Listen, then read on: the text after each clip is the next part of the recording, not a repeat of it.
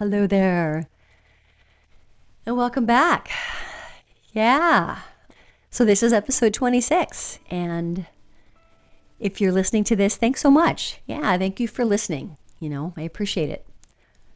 Now that I'm closer to dead than alive, these teachings continue to help me.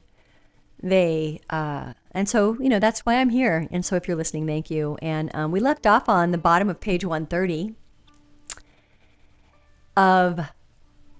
on the path, an anthology on the Noble Eightfold Path, drawn from the Pāli Canon, which is written by Ṭhānissaro Bhikkhu, who's an American Buddhist monk, very widely known, widely respected, and I appreciate his practical and accessible English translations and commentary on the Pāli Canon, making it accessible for a Westerner like myself. So we left off, we left off on that, right? So go back and take a look at becoming, and what in the heck do you think you're becoming? There's nothing to become, But in all seriousness, maybe go back and take a look at the previous episode if you haven't, and if you're following along in the book, that's where we left off. And so we're now moving into the third noble truth. The cessation of suffering occurs when these three forms of craving cease without remainder. And this happens when there is no remaining passion for them in the mind.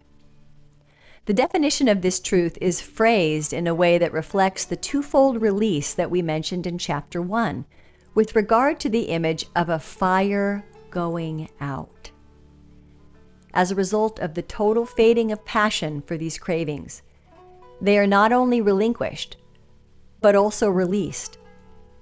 Just as a fire is released when it lets go of its fuel, the mind is released when it lets go of craving, and the cravings are released as well.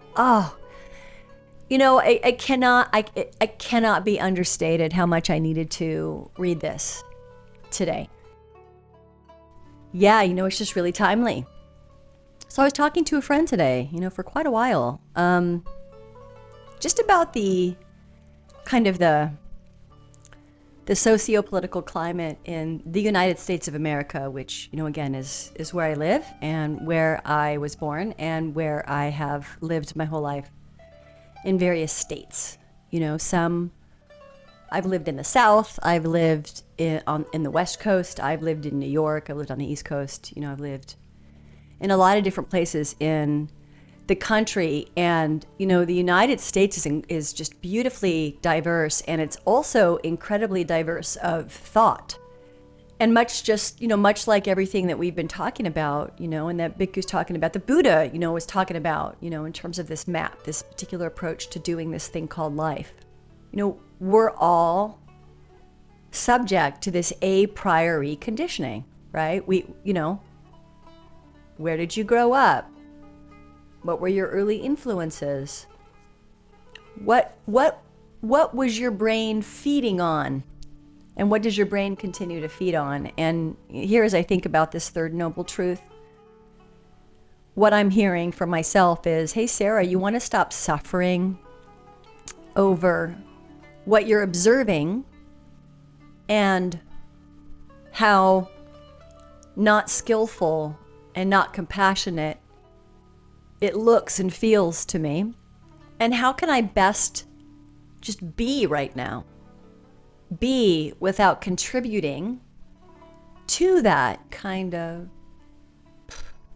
container, if that makes any sense. How can I hold my ground in my practice? And again, I realize there is no ground, right? Again, all of these paradoxes. So what do I mean by that?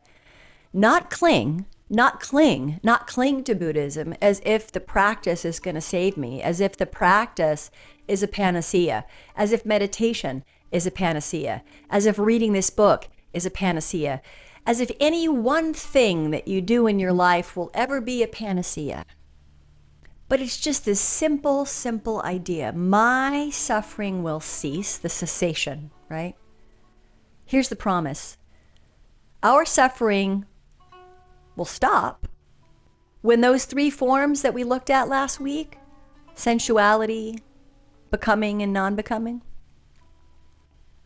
When we stop clinging to them and avoiding them, whatever is the Shempa sticking point for us. That's when. Again, this reiteration that the Buddha never said life is suffering, right? Buddha said this. This is what the third noble truth says. Your suffering will stop when you stop clinging and avoiding and trying to become something, becoming something. It needs a ground. Something implies there's a ground there, right?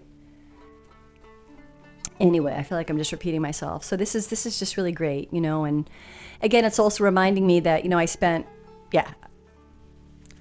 that I have to be diligent, and I try to be diligent, and it's been harder for me to be diligent the last couple of years. I basically have very few people in my life anymore. And it's not because I have a lot of enemies. I mean, not in my heart. I mean, maybe people consider me their enemy. I really don't know. I certainly hope not. But I don't hate people. I used to, but yeah, I don't experience hatred anymore in my heart. That's just not something that I can identify with anymore. This idea of having hatred. Even saying it, I can't even use that word. It just doesn't feel true for me. It doesn't feel right for me. It doesn't feel like it aligns, but I do see how it once again, using the tools of Buddhism, it's a trouble. It's a thorn for me only because there are certain things that I'm not letting go of, that I am continuing to feed. There are certain things that I'm feeding in my life right now, and I can feel it. And you know how I can feel that I'm feeding these unproductive, unskillful, unhelpful things? Is because of how passionate I feel. And again, that's where that edge is for me, that kind of dicey edge of, okay. So, right, last week, this idea that some of these experiences for sensual pleasure, this idea of becoming and all of that, right? And he taught this idea that some of it can be useful, right? Because it can motivate you in following the path. At any rate, I don't even feel like talking about that. I don't like watching shows. This is why I don't watch most of TV. I am so not interested in power politics, and I realize that some people think that everybody plays in power politics. No, they don't. So maybe you do. No, they really don't. And are they forced to? Yeah, because we're alive in the world, but they do everything they can to get out of it, right? That's why I have very few people in my life right now, because I find that a lot of people will try to force you to see things their way, right? They'll try to wrestle you to the ground. It's a very adversarial kind of way of having a transactional relationships with humans, this kind of, you will agree with me or I hate you, right? There's this kind of weird sort of very kind of authoritarian personality disorder that's kind of running rampant on both the left and the right now. Yeah, but as I was saying to my friend today, because I am Buddhist, it's just for me personally, it's really important for me to be very, very discerning about who I allow to be in my space for very long. I find that unlike, back in my day, but in all seriousness, this whole phenomenon of kind of talking about your deep secondary diversity kind of conditioned beliefs, it wasn't really done, and so now it is done. And so I'm kind of trying to adapt to it, okay, so people are really open, they're very open now about what they believe. And because most people are really, really convinced that they're right, and they're really, really convinced that they have the moral high ground, then they're unabashed about it because they think they're right. And because they're Homo sapien, they probably don't know, nor do they care, that anybody outside of their siloed circle is looking at them and thinking that they're nuts. And this is happening on both sides, I would say, that people are kind of so caught up in the fabricated condition of their silo that has been maybe, meticulously crafted over years and years and years of social media use, and because we're not really psychologically conditioned to go looking for those things that actually encourage cognitive dissonance in us. Most of us live in silos. We surround ourselves with social media feeds and humans that agree with us on every sort of metric and matter, so that's kind of a dangerous game, and we're kind of seeing, what that looks like. And I'm way off the book right now, so clearly I just needed to air this out. So I'm kind of glad that I couldn't record, because I would be embarrassed if anybody was on this call right now. But there's just, but you know what? Here's what I'm doing wrong. You ready? And if anybody out there's listening, and this goes for all you people on Meditation Mind who talk about doom scrolling, I'm calling myself out. Are you listening? I've been engaging in doom scrolling the last couple of days, and that's why I feel this way right now. And that's why I feel like, everything is terrible and the world's going to end. The truth is that, everything is going to end because I'm going to die. I kind of lost perspective because I was doom scrolling. Again, take a psychology class. If you're buried in your feed, and then you think that's real. It's like virtual reality. You don't think you forget that what's actually really happening is that you're a body in a room somewhere with your neck bent over, probably messing up your spine, looking at your phone, reading a bunch of crap. That's what's really going on, right? But we get very caught up in it. We get very immersed. And so I've kind of allowed, right? I'm not a robot. I kind of allowed that to happen. And because our brains are so savvy, right, I kind of convinced myself that, hey, this is really important right now, Sarah, because I had other people that are also served by spending a lot of time kind of, feeding that scary story. They're getting something out of it, probably community, a sense of community and camaraderie. That if I spend too much time around people like that,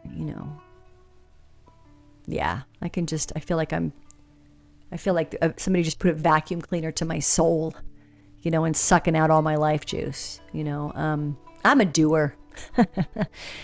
It's like, and it could be the Buddhism. It could be that I just, I'm never surprised by anything that anybody does, because we're nuts. We are a violent species.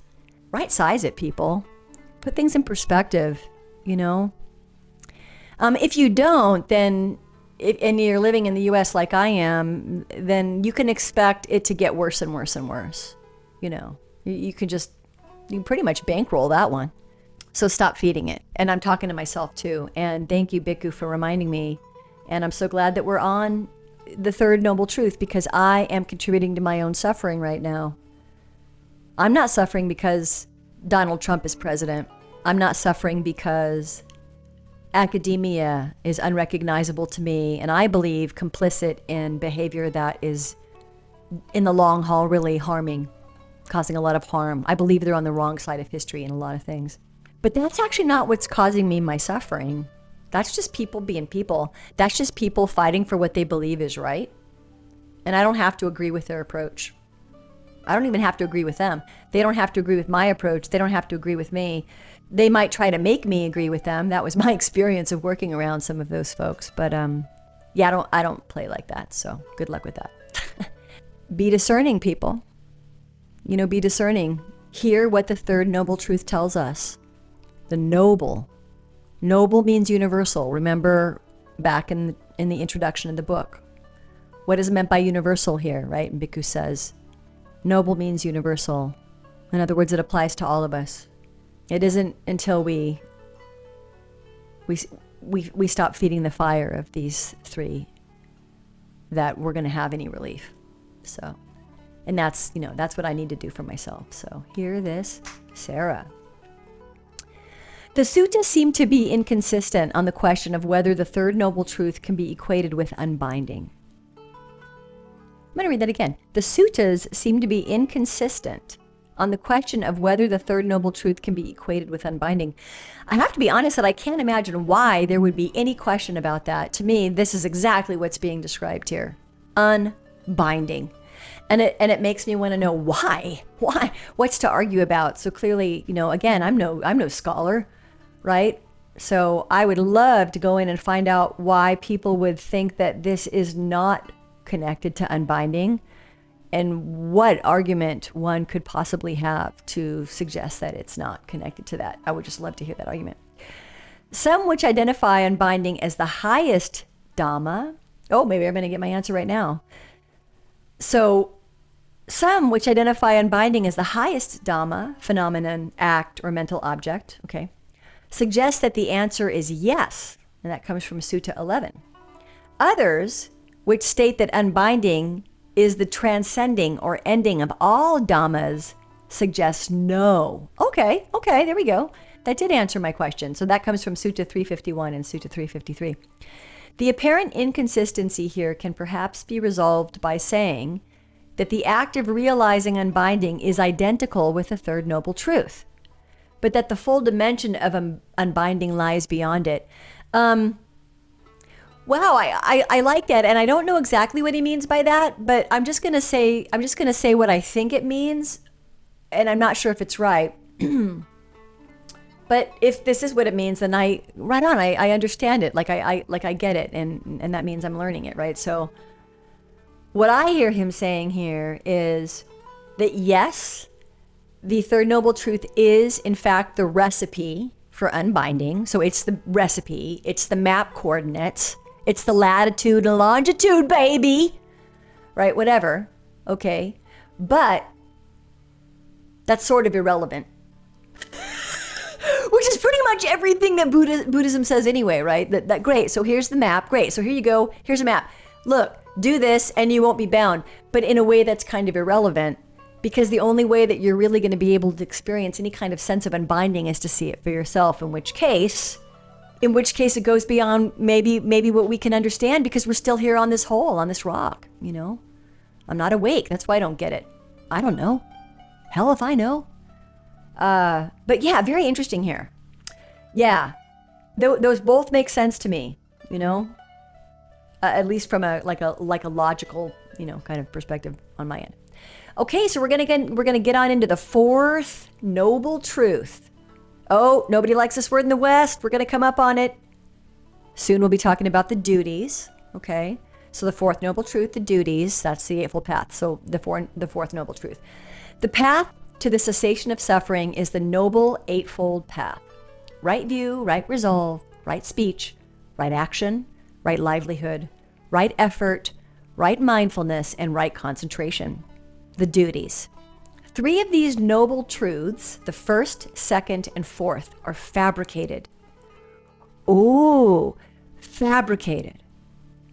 Only the third noble truth is not. Does that kind of make sense? And I'm gonna unpack it the way that I think it's meant here. Once again, as I say often, right, that word fabrication comes up here a lot, but not so much that it's not skillfully used. And I really appreciate that, because to me, the kind of concept of fabrication in Buddhism is really, really radical. And so I'm glad it's not overused. I really appreciate that he uses this word very kind of sparingly. But there it is again. He uses that crazy word fabricated. What in the hell does he mean by that? What does he mean by that? That the first and second and fourth are fabricated. So we're going to get into the fourth right now, right? And the Eightfold Path. Okay, so again, Buddha, the historical Buddha, or if you don't believe that he ever existed, whatever. I'm just going to say the historical Buddha, like we believe this dude existed 2,500 years ago. He lived in India. This is his story. We have different ways of records and archives, but it was all, an oral tradition, blah, blah, blah, blah. Okay, so let's shelving all of the hubba-da-hubba-hubba-das around that. Okay. The fourth noble truth was man-made. It was Buddha-made. Buddha was a man, right? He put himself through an ascetic monk lifestyle of complete deprivation, almost killing himself. And he lived the life of his warrior class. And from all of that, he discovered a middle way and he taught about it. But that's fabricated, isn't it? He invented it. So again, maybe going back and looking at the first noble truth and the second, here's the teacher in me coming out, right? I'm not going to tell you. You see for yourself. But in all seriousness, what do you think is meant there? Right? So the fourth noble truth, we get that, right? How that's fabricated. Fabricated, yeah, it's to kind of help us. It's a path of ethics, right? To kind of help us. And practice. But again, he's saying here, hey, but the third noble truth is not fabricated. And again, right, we just kind of discussed this. Well, go back and look at it, right? I mean, again, that is unbinding right there. The moment we drop the hot skillet, our hand will start to cool off. Just drop the effing skillet, right? So there's that idea again, right? That's not fabricated. That's a conditioned, subjective way of being in the world. You can only see that for yourself in the doing, right? I don't know if that makes sense, and I'm not even sure if I got that right, but I think I might have. Only the third noble truth, okay, I said that. The Buddha divides the process of fabrication into the first, second, and fourth truths for a strategic purpose. To put an end to suffering. It's necessary to treat suffering, its origination, and the path to its cessation in different ways. Suffering is to be comprehended, which means understanding it to the point where there is no remaining passion, aversion, or delusion around it. And that's Sutta 107. Its origination abandoned, and the path developed, literally made to become. These three activities differ sharply from the normal reaction to suffering. Think about that. That's true, right? People often try to abandon suffering while holding on to and developing their cravings. This is like coming home, finding your house full of smoke, and trying to put out the smoke while at the same time stoking the fire. Instead, the Buddha recommends understanding what the smoke is and where it's coming from, and then putting out the fire by developing the actions appropriate for extinguishing that kind of fire. And I love that because it goes, it indicates that the Buddha recognized that there are many, many, many different kinds of fires. There are many, many, many different kinds of emotions, right? I think if you are, maybe you're in therapy right now, and there's all different kinds of therapy, and I've had my share of many years of talk therapy, which was incredibly conducive to my healing process. I would say fundamentally necessary to it. I don't know that I could have made sense of the mess called my mind, without just being able to kind of process some things. But that was just for me personally. And then after a time for me personally, that was no longer beneficial or useful, for me. That kind of therapy, okay, talk. Anyway, I don't want to get on down the thing here and get off the track. Generally, humans are pretty avoidant about their suffering or their pain points. We have almost just strangely unhealthy, I would say, and dysfunctional relationship, by and large, to our pain points. We try to deny that life is suffering. We try to deny that we're going to die. We get a bunch of crap injected into our face and our bodies, and and so this is a path to kind of help us get familiar with the causes of our suffering, right? I think that's part of the meditative process, right? Is oftentimes you'll hear people talking about this idea of, sitting through the fire of the mind, the mind that is producing thoughts and fears and anxieties, and it can feel real. It can feel like it's devouring you. It is devouring you. Because it's you think it's real, right? I mean, it's happening in your mind, so it must be real. And it is real because it's happening in your mind, right? It's this, right? It's there's no denying it here. Again, this is where the subtlety of Buddhism can get very confusing, I think, for Westerners. It's just kind of an acknowledging, without judgment. That's it, Sometimes, in the morning, I spend a good 40 minutes of my meditation just feeling furious rage and anger. And I just watch it.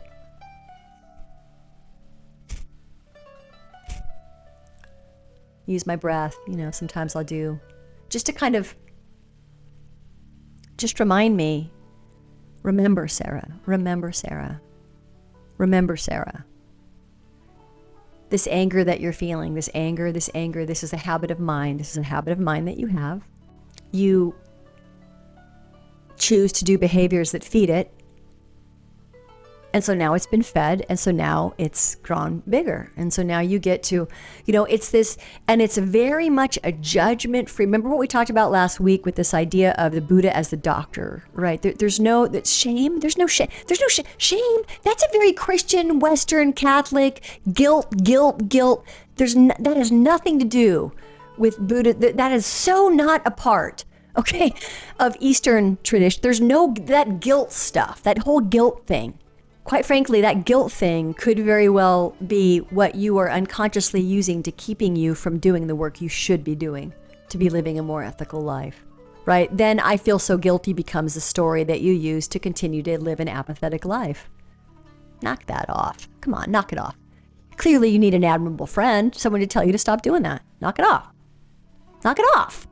You have this precious life. Knock it off. Stop it. So we watch it. Right? We watch it. We kind of recognize it for what it is. We watch it. And then in watching it on the mat, as I mentioned before, then that can kind of help us to do it off the mat. And it doesn't mean that you're perfect, not by any measure. Just last week I had to apologize to someone for, I clearly was too harsh and I clearly hurt their feelings and they let me know, and I was glad they did. And, I apologized. I said, I'm sorry if I was unskillful with my words. It was not my intention to hurt you.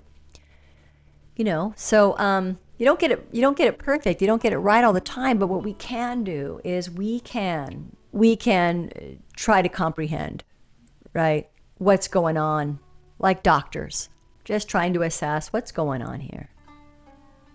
What is this? What is this? What is it now? How about now? What does it feel like now? The three activities of comprehending suffering, abandoning its origination, and developing the path are called the duties. Kika, and I hope I'm saying that right, Kicca, appropriate to those truths, duties, not in the sense that they are imposed by the Buddha. Again, so if that's triggering anybody, again, try to find a different word, because that's not the sentiment here. But simply in the sense that if you want to end suffering, this is what you've got to do. This is what you have to do, right? If you want to end your suffering. As for the third noble truth, the duty is to realize it, right? Nothing fabricated about that. Because the third noble truth is essentially identical with the act of abandoning the origination of suffering. And the act of abandoning the origination of suffering is the duty with regard to the second noble truth. This means that the duty with regard to the third noble truth is to watch the abandoning of craving and to affirm that, yes, it does bring suffering to an end. So again, you can see it for yourself. And so how a lot of people and how the Buddha and others, have kind of helped people to see this for themselves is through meditation, right? So you see that your mind will kick up an inferno of realities, writing stories faster than the synapses can fire and misfire in your brain. Story, I, me, story, I, me, mine, my story. And we become identified with it. Me, my, I, my. And it becomes kind of like a, put the needle on the red, put the needle on the red, put the needle, and dance. Sorry, had to be done. So here, you watch. Sometimes it's sheer torture, right? There's been times where I've sat and I've sat in just a pit of self-hatred, just sitting with it, just feeling like I was being gutted like a pig emotionally, letting it all burn up,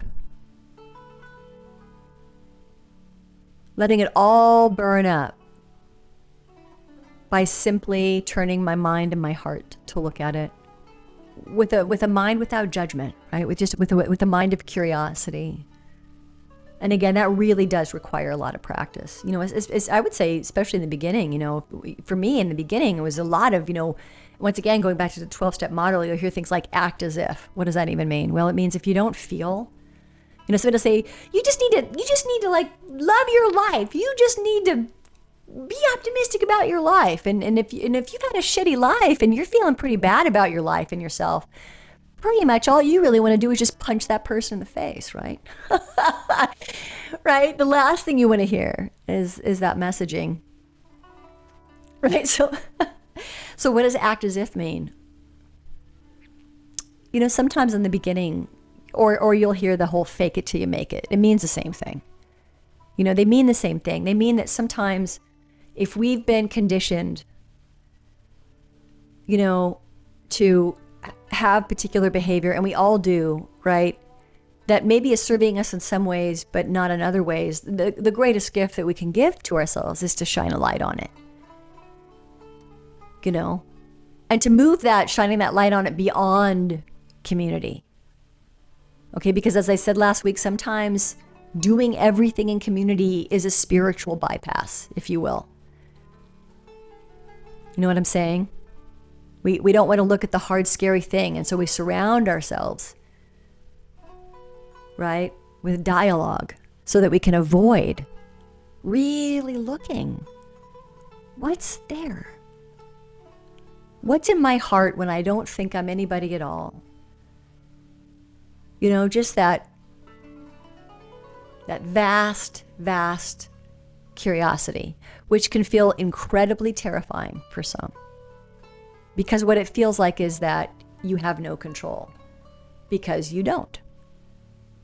And the concept of that can really, really scare people. And all I would say about that, if that's you, and again, not everybody's going to agree with me on this, okay? You know, that for me personally, I just had to push through that. And what I mean by push through that, I don't mean that I just meditated more hours every day. That's not what I mean by push through it. Push through it means that I didn't quit meditating just because I started tapping into that. It just meant that when I started tapping into that, I got some help. You know what I'm saying? That I thanks to meditation, it helped me to see when I was in over my head. I was in over my head. I needed a voice. I needed not just any voice. I needed an admirable friend. I needed a teacher. I needed someone who I know could help me see the forest through the trees. You know what I'm saying? So anyway, I'm spending a lot of time on this, but it's really good stuff here. This is really important. There's a similar close relationship between the duties of the first and second noble truths. It's possible to abandon craving only when you comprehend, in a dispassionate way, the suffering that it causes. I would just say, speaking for myself, that it's not like that's like the skies part and it's not at all. There just really aren't any words that aren't going to sound trite and pedestrian because it's already all been said a million times before for thousands of years, right? And on a certain level, it's just kind of hard for me anyway. I realize that there are plenty of people who don't have trouble with this at all, and that's great. But I for one, have a very difficult time explaining what this feels like.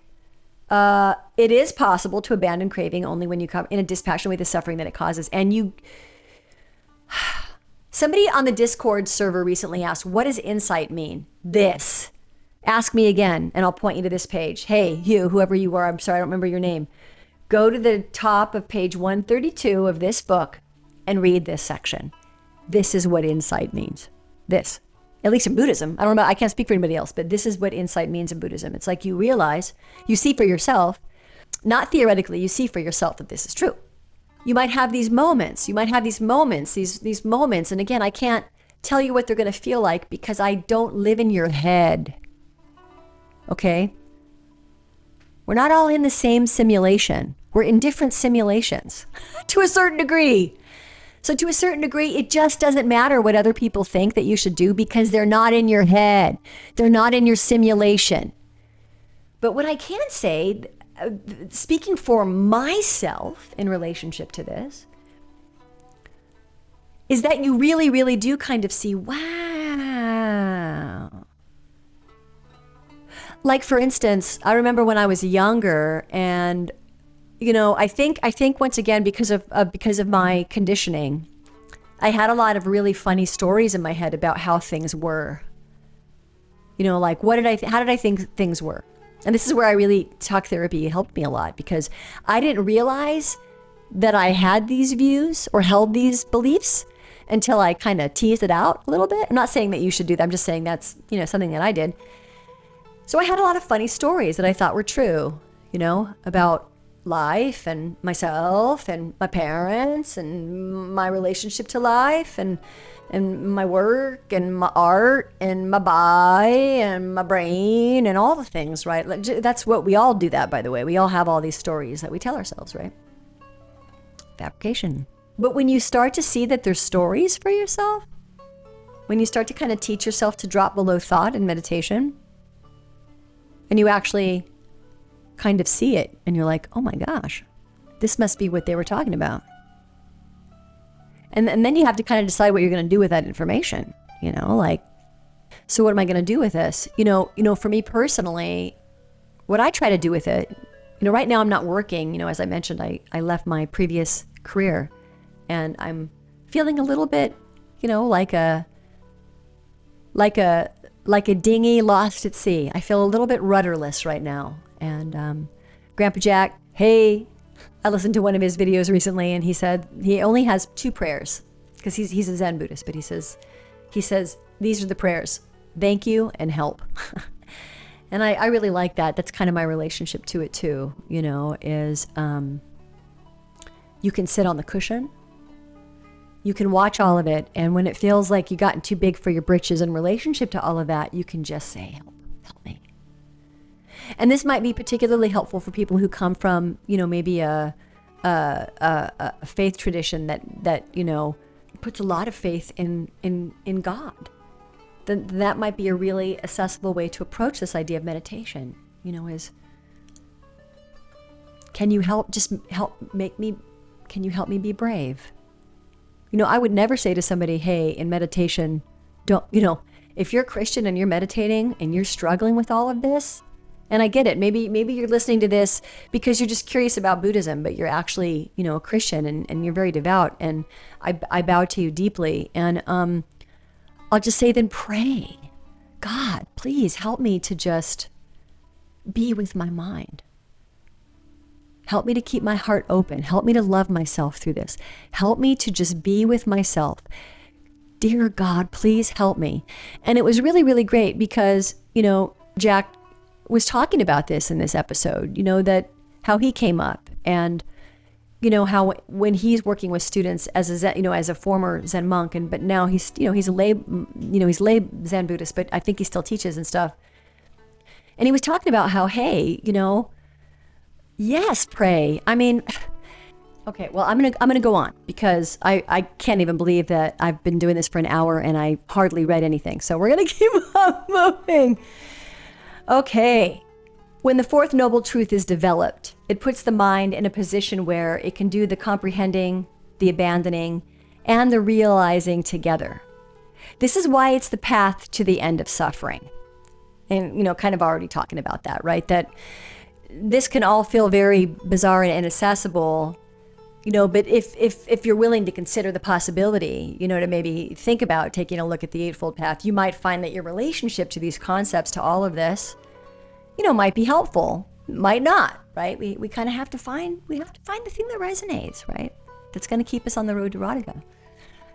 Maybe it's not Buddhism. I don't know. When the 4th noble truth is developed, it puts the mind in a position where it can do the comprehending. Oh, I already said that.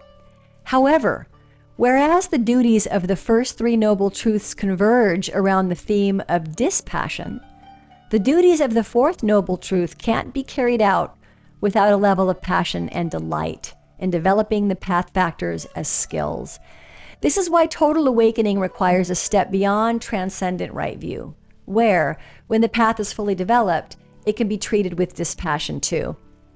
I really like that. And I would say that, speaking for myself, you probably noticed it if you listen to this podcast or if you know me personally, I'm a very passionate person, and there's nothing I'm more passionate about than Buddhism, to the point where, and I get it when people say, hey, are you sure you're not clinging, Sarah? And I'll just say, hey, maybe you're right. Maybe I am clinging. And so I need to be mindful of that, because this path helps my mind so much, that I get a little bit fangirl about it. And I realize that I'm passionate. I'm delighted. I'm absolutely delighted to practice this. There are elements that I continue to cling to that I know if I don't like the word if, when I decide to drop that particular hot pan, that my practice will be stronger for it, deeper for it, better for it, that I'll be a better human for it, and I'm just going to continue to work with that. Dependent co-arising. As mentioned above, the teaching of dependent co-arising gives a detailed treatment of the first three noble truths, listing the sequence of conditions that lead to suffering, and showing how suffering ends when ignorance, the first member of the sequence, ends. The detail given by the list is so extensive, and the alternative versions of the list presented in the suttas so varied, that it would be impossible to cover all the facets of dependent co-arising here. Instead, we will focus on the standard list, and within that list on the salient points that bear most directly on the practice of the Noble Eightfold Path. These points can be discussed under two headings: the sequence in which the factors are arranged, and the content of some of the more important factors. The factors beginning with suffering and working back to its causes are these: 12, aging, illness, and death, along with sorrow, pain, despair, and suffering, which are conditioned by 11, the birth of an identity on any of 10, the three levels of becoming. Becoming is conditioned by 9, the 4 types of clinging. All the factors from 12 through 9 fall under the first noble truth. However, because one of the definitions of clinging is delight, Sutta 109, and because the origination of suffering is defined as craving accompanied by passion and delight, Sutta 106, clinging straddles the line between suffering and its origination. And I think that's kind of what I was just saying, I think. And so I'm so glad that I'm not alone in trying to tease that out in my own practice. Factors 8 through 1 fall entirely under the second noble truth. The conditions for clinging are 8, the 3 types of craving. These forms of craving focus on 7, feelings of pleasure, pain, or neither pleasure nor pain, which depend on 6, contact at 5, the 6 senses, the eyes, ears, nose, tongue, body, and mind. These senses are conditioned by 4, name and form, the internal sense of the body and its mental events, such as attention, intention, contact, feeling, and perception. These in turn are conditioned by 3, consciousness at the 6 senses, which is conditioned by 2, 3 types of fabrication, bodily, verbal, and mental, all of which are conditioned by a particular type of delusion. 1, ignorance, not seeing things in terms of the 4 noble truths. So there you have it, right? The chain of dependent origination, the chain, the comic chain, right? You'll hear these metaphors a lot, and I appreciate that he kind of stuck with that metaphor here where he's kind of showing the relationship between these. Like, these can kind of co-produce or facilitate these, which thereby can create these, right? So it's kind of really breaking it down, but also understanding that you will kind of see this for yourself in meditation. You'll notice, you'll catch yourself in these states here, right? And you can go, oh, look at that. By George, the recipe applies to me too. So moving on, MN9 is where we're at now, and the Sutta 130 adds that ignorance is conditioned by 3 effluents, asava, qualities that bubble up in the mind and flow out of it to engage the world. Oh, these effluents are sensuality, becoming, and ignorance. So 2 of those we looked at last week, right? So in effect, ignorance begets ignorance at the beginning of the sequence, leading to suffering. The aspects of the sequence most obviously relevant to practicing the Noble Eightfold Path are 8 as well. The sequence as a whole is essentially unstable. And we've talked about this before, right? That, you don't isolate them and silo them off. They're interrelated and interconnected, just as we humans are. Yay. Nothing caused can be permanent because there are no permanent causes. This means that any happiness produced by the sequence will have to be unstable, inconstant, and unreliable too. The Buddha conveyed this point by likening the causal process to the act of eating in Sutta 112. Effects feed off their causes. Interbeing is intereating. This fact is a primary motivation for following the path to the more reliable happiness that appears when the sequence can come to an end. And again, just this practicality of it, this idea, once again, eating, right? This keeps using this kind of metaphor of eating, feeding, eating, right? We're putting stuff in the body. We're consuming stuff. We're feeding the mind. We're feeding the body, mind. We're feeding our cognition. We're feeding us with stuff all the time, right? All the time. This fact is a primary motivation for following the path. Because in so doing, right, you can get to the more reliable happiness that appears, right? That, you can actually have a little bit of agency over the whimsy of the mind, right? Gee, I wonder how I'm going to feel today. Mind, how am I going to feel today, right? We don't like that. We don't want that, right? We don't want that. We don't want the mind to be our master. Nobody wants that. All of the factors are processes and events immediately present in your awareness. Yes. There is no need to search outside of your immediate present awareness for any hidden causes underlying these factors. Every factor is right here to be observed. I always want to try to preface things like this with, this is coming from a place of deep respect and appreciation. It's simply a different approach, a different opinion. But this section that I just read here is why, I get a little bit concerned sometimes about the West's fascination with the self, which you've heard me talk about before. Jung, and once again, we're kind of having this kind of renaissance, this resurgence of Jungian psychoanalysis. And I from my framework, from a Buddhist framework, we're still kind of caught up in the ego. We're still kind of caught up in this, the fractured self and my inner child. And what I'll say about that from my point of view is, I think that can be so incredibly helpful for some, but I think regardless of who you are, I don't know. I would just like to think that maybe you could somehow move beyond that, that you could move beyond, why do you need the self? Why is the self so important? What is having this idea of the self giving you? And are you sure that it is giving you what you think it's giving you? I find that I do a lot better in my life when I'm not really, really super concerned about my quote unquote self. Am I getting what I want? Am I getting what I need? Am I getting what I deserve? Am I being heard? Are you hearing me? This is a very unpopular view right now, and that's okay. I'm fine with being unpopular. I'm used to it, but just only because I think it adds to more suffering, and I genuinely want people to be free from suffering, no matter how bad your story is, no matter how awful,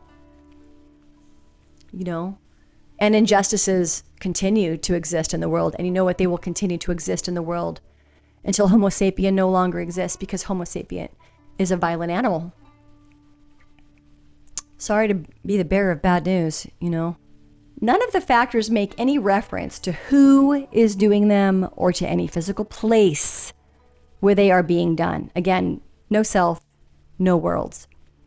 Instead, they are observed simply as events and processes in and of themselves as they are directly experienced.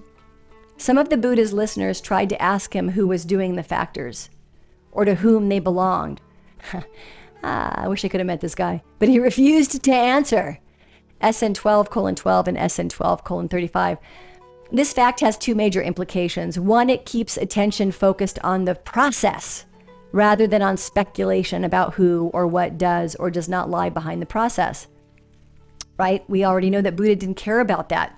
There was no who in Buddha's view, so why are we still talking about it, was probably what he would say. Two, it enables dependent co-arising to describe the process of becoming both on the large scale and on the small scale. We talked about that a couple weeks ago, right? The way consciousness moves from one lifetime to the next, and on the way it moves moment to moment from one thought world to the next. And there's that idea again, right? He doesn't say just thought, he says thought world. You're living in a simulation. Painted, wholly, from your perception, right? Amazing. Buddhist philosophers in the centuries after the Buddha's life argued over whether dependent co-arising described a large-scale becoming or small-scale becoming. In other words, becoming as it happened in the world or within oneself. But their arguments missed the point. Dependent co-arising does not fall in the framework either of the world or of the self. And we've already talked about this, right? There is no self. There is no world. Instead, it forms the framework to describe how your sense of the world, your sense of the world, under the factor of the sixth sense media, Sutta 63, and your sense of self, under the factor of clinging, arise. The fact that dependent co-arising frames both the large scale and the small scale is reflected in the way the Buddha uses both large scale and small scale events to illustrate the individual factors and the relationships among them. And that comes from DN 15 and SN 12:2. By adopting this scale invariant standpoint, i.e. one that stays the same across different scales of space and time, dependent co-arising provides a perspective for getting out of the framework of world and self, allowing you to stand outside the processes of becoming and observe them without getting sucked into their terms. Go back and listen to the episode last week or read last week's section. The perspective afforded by this standpoint is like entering a movie theater. And instead of facing the screen and getting involved in the story of the movie, sitting to the side and looking across the room to see how the beam of light from the projector and the flashing colors on the screen, red, yellow, blue, cause the audience to laugh or cry. That is a fantastic, I think, way to maybe visualize that for yourself, right? Can you think of that for yourself? What we're talking about here is a pivoting of the attention. It's a subtle shift in perspective that's actually really radical. And in a way, you could say that this could be very similar to the allegory of the cave, right? In Plato or Socrates or whoever, I forget, like it was Socrates, but Plato wrote it down, whatever. I forget that story.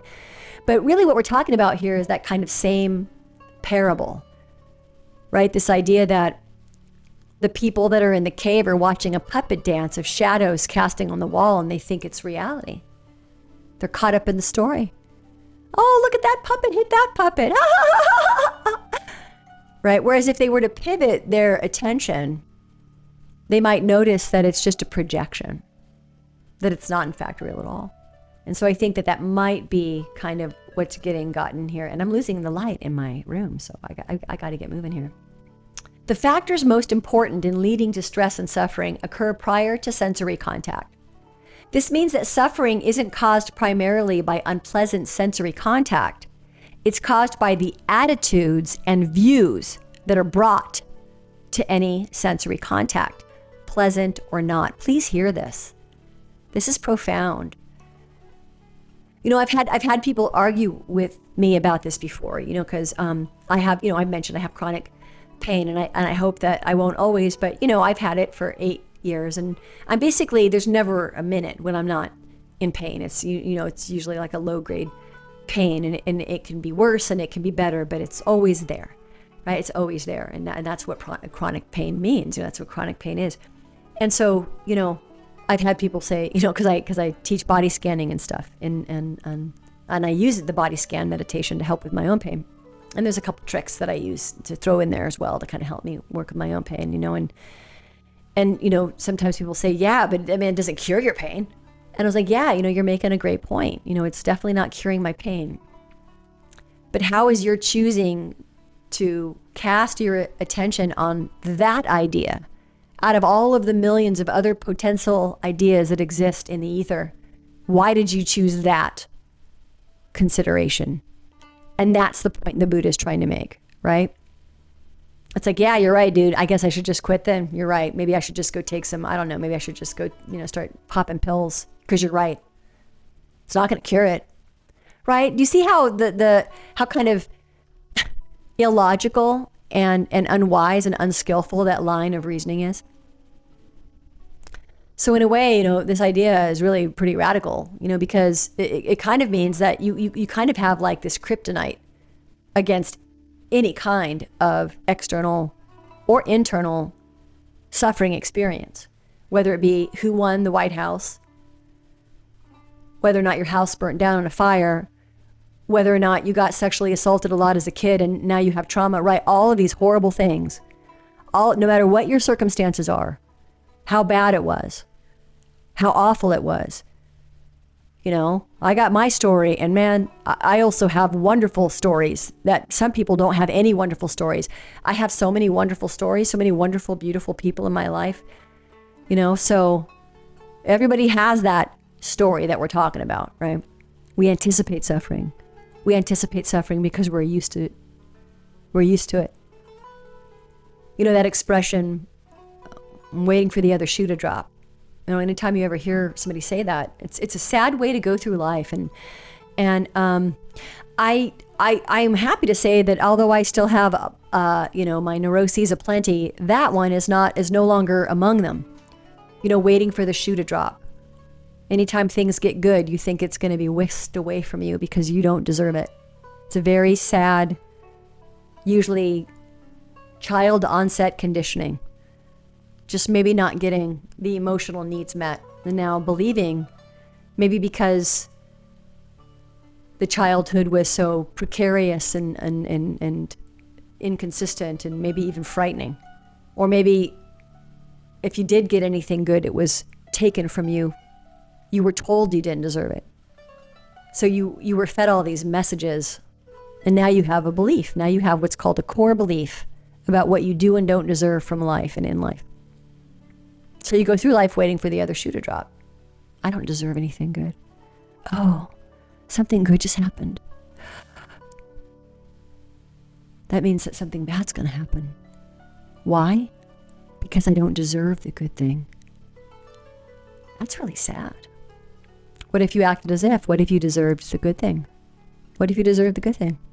The crucial cause for stress and suffering are internal, and so are not dependent on outside circumstances.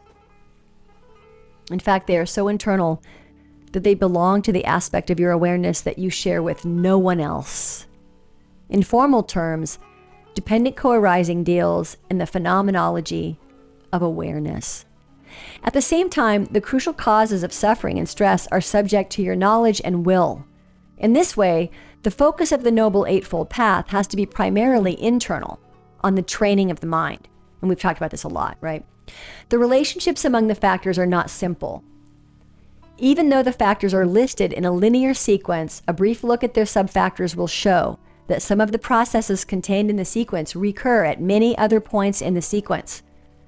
This allows them to create feedback loops as, say, the feeling that follows on contact can also function as the feeling subfactor in name and form. This will make more sense later, where it is then subject either to appropriate or to inappropriate attention. This feedback loop can then either amplify the suffering that results from the sequence or dampen it, depending on the quality of the attention involved. This is another way that right view, in the form of appropriate attention, can put a halt to the process of suffering. And as we will see below, the many feedback loops independent co-arising explain why the process, unlike an ironclad cycle that has to keep going once set into motion, can be brought to a halt. The sequence starts with ignorance or lack of skill, avijja, in mastering the Four Noble Truths and their appropriate duties.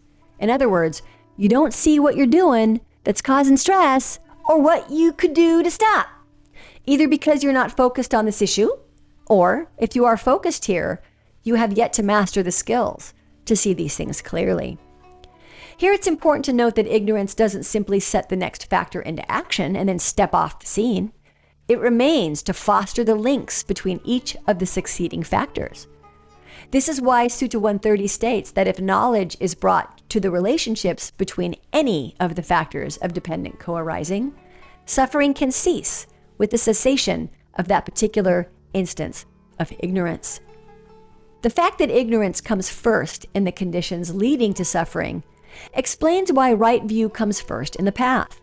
The fact that the knowledge curing ignorance comes in the form of the skills mastered when completing all the duties appropriate to the Four Noble Truths explains why right view on its own cannot cut through ignorance. It needs the help of all the other path factors. In fact, as right view gradually replaces ignorance, it can turn many of the factors of dependent co-arising into path factors.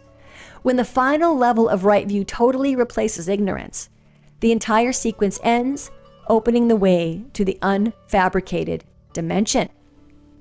Because fabrication occurs so early in the sequence, it also occurs prior to your sense of the world. Sutta 63. And as new karma prior to your experience of old karma. And that's from Sutta 62. In this way, if you bring knowledge of the Four Noble Truths to these processes of fabrication, you can change your experience of the world and of your old karma so that you don't have to suffer, regardless of what the world and your old karma have to offer. And when fabrication totally ends with the total ending of ignorance, the ensuing awareness of the unfabricated at the moment of awakening bears no relationship to the sixth sense media at all. Wow. And that's Sutta SS 370 to 372. And I think it's a really great place to end it. I've had glimpses, man, maybe twice in my life. Enough for me to, enough for me to, just to feel every day when I wake up. I've read a lot. It's late. I can't even believe this is going to be another totally marathon episode. And would you believe we still have so much more to go in this chapter, and we're just going to keep on going. But we're going to stop right here. I think it's a really great place to kind of leave it. And that pretty much leaves us off right before we get to actually talking about fabrication as a concept on the top of page 137 for next week. So again, I just want to say thank you so much for listening. If you're listening, I really appreciate you. Sorry if you plan on coming to the live read today. I will figure this out with the help of the beautiful moderators in Meditation Mind and get back into doing this live on Friday. Take care, and thanks again for listening. Bye.